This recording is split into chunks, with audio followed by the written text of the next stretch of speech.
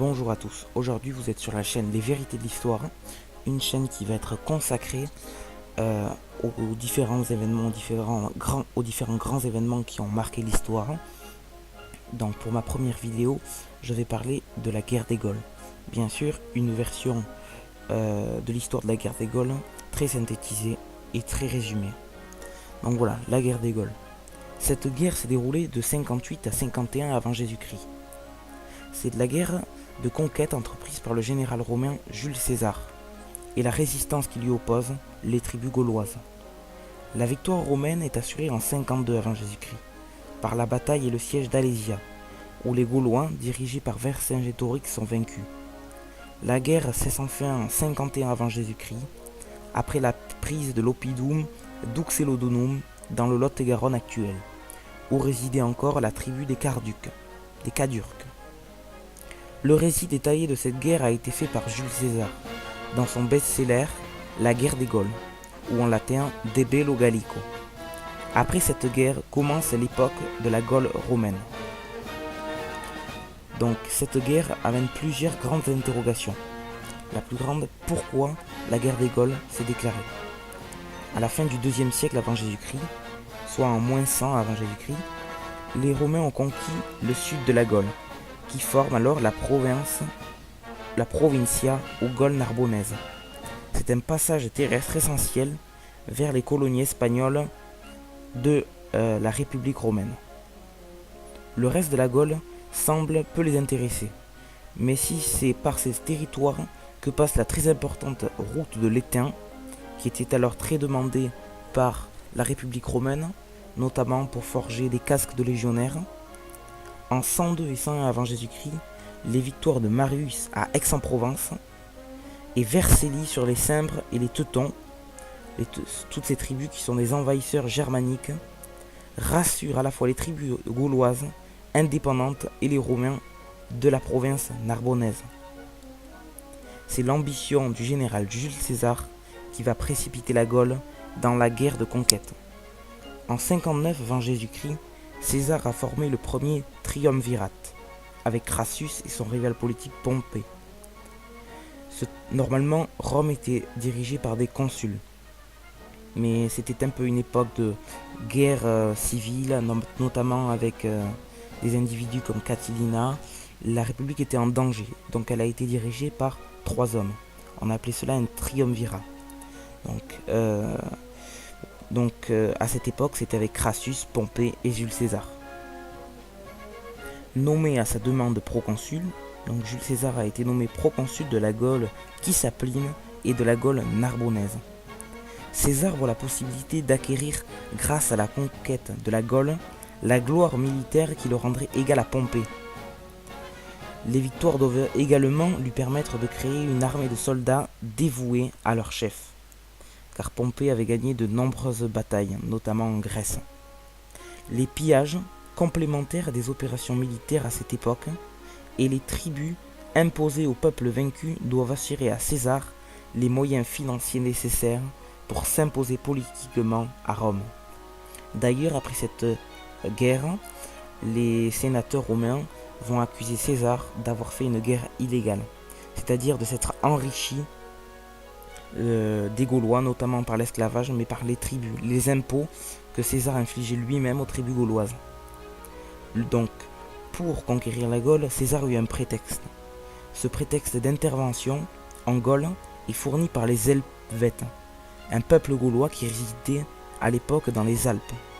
Ces derniers, menacés par les avancées des peuples germaniques, veulent émigrer vers le sud-ouest de la Gaule. La tribu gauloise des Éduins, qui était alliée des Romains, est menacée par l'émigration helvète. Aussi appelle-t-elle César au secours. En moins 58, César entre en Gaule. Il contraint les Helvètes à regagner leur pays d'origine et repousse au-delà du Rhin la tribu germanique des Suèves. Cependant, au lieu de retourner victorieux en Narbonnaise, César décide de s'installer avec ses troupes en Gaule et sera en Italie pour y chercher des renforts. Dans ce que je vais dire après, ce sont les principaux épisodes de la guerre. Ces principaux épisodes vont être divisés dans toutes les années de la guerre. Par année, je vais vous expliquer tous les grands événements qui se sont déroulés. En 57 avant Jésus-Christ, César combat les Belges qui se sont révoltés et les vainc. Un de ses lieutenants soumet l'Armorique. En 56 avant Jésus-Christ, César intervient en Belgique, où des tribus se sont de nouveau révoltées. Un de ses lieutenants réduit à l'obéissance les Gaulois d'Aquitaine. En 55 avant Jésus-Christ, César est en Belgique pour écraser de nouvelles révoltes et fait un raid en Germanie pour intimider les populations et décourager leur intervention éventuelle en Gaule. Dans le même but, il fait également une reconnaissance militaire dans les îles britanniques.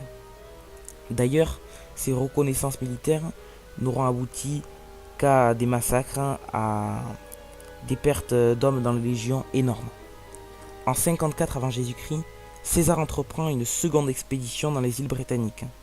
De nombreuses tribus belges se révoltent de nouveau, en particulier la tribu des Éburons, commandée par Ambiorix. César parvient à éviter le soulèvement général de la Gaule en convoquant à Lutèce, l'ancienne ville de Paris, les chefs gaulois.